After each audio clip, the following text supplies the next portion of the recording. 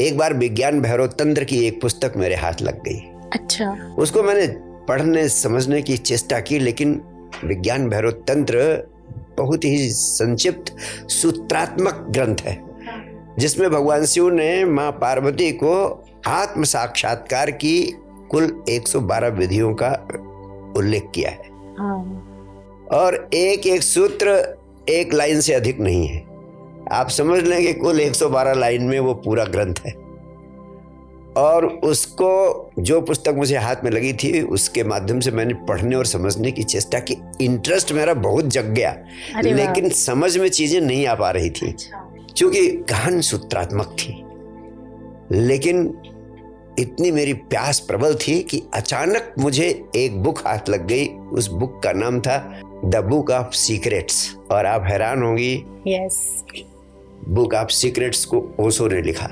ये तो मुझे भी नहीं मालूम था। और ओशो की वह पुस्तक जिसमें उन्होंने भगवान शिव के 112 सूत्रों की व्याख्या की थी जी, वो व्याख्या इतनी अद्भुत, इतनी वैज्ञानिक, उसमें जीवन के कोई ऐसे दार्शनिक, मनोवैज्ञानिक या भौतिक विज्ञान से संबंधित सूत्र या तथ्य नहीं है जो समाहित नहीं है। वह वास्तव में एक अद्भुत ग्रंथ बन गया।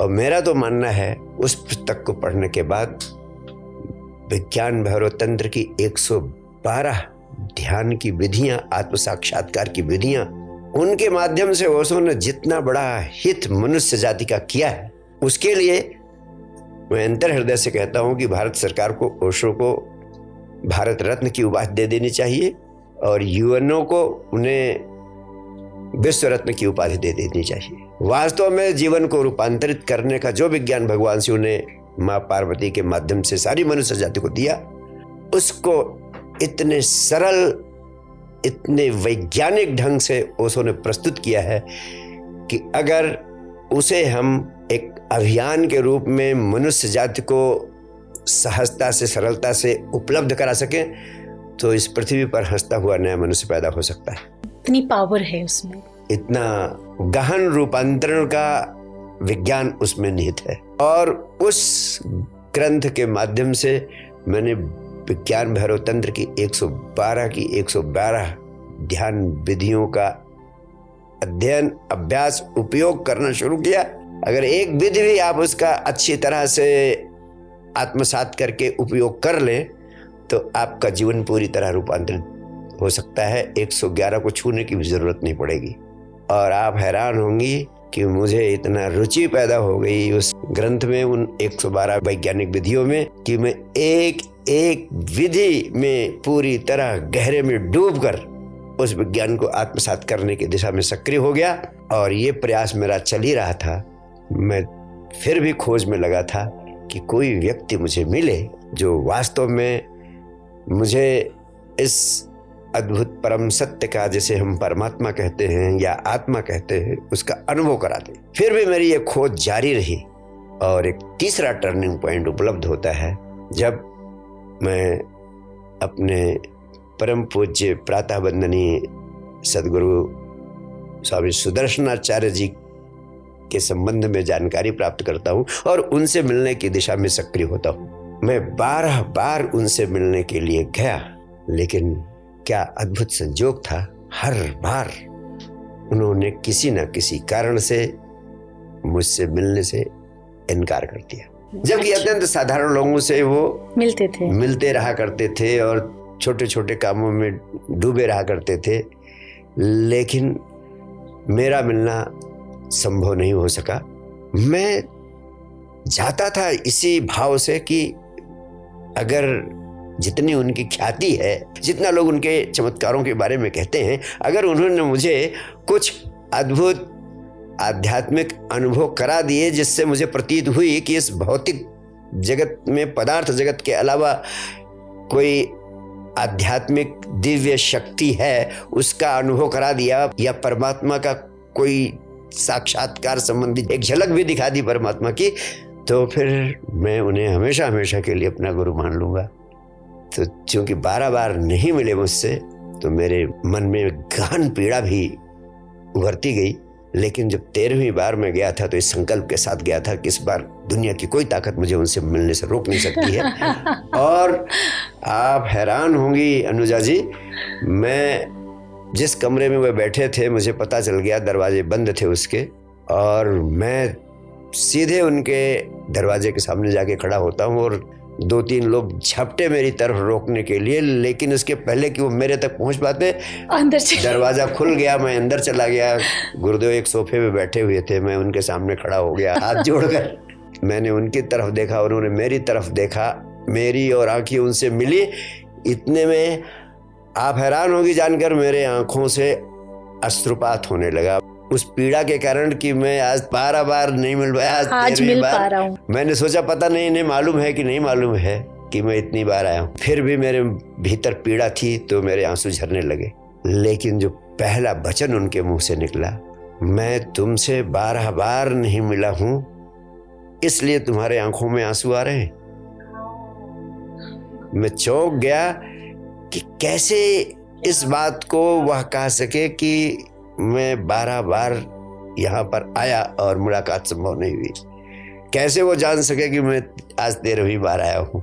और जैसे ही उन्होंने इतना कहा, वो वैसे ही मैंने अपना सिर उनके चरणों में रख दिया।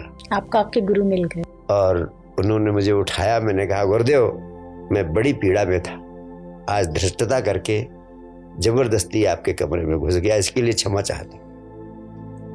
उन्होंने कहा, तुम्हारी पीड़ा स्वाभाविक है, लेकिन तू इसीलिए तो मेरे पास बार बार आने की कोशिश कर रहा था कि मैं तुम्हें परमात्मा की झलक दिखा दूं। और याद रखना, परमात्मा की झलक दिखाना आसान काम नहीं, और लेकिन मैं तुम्हें परमात्मा की झलक दिखा सकता था।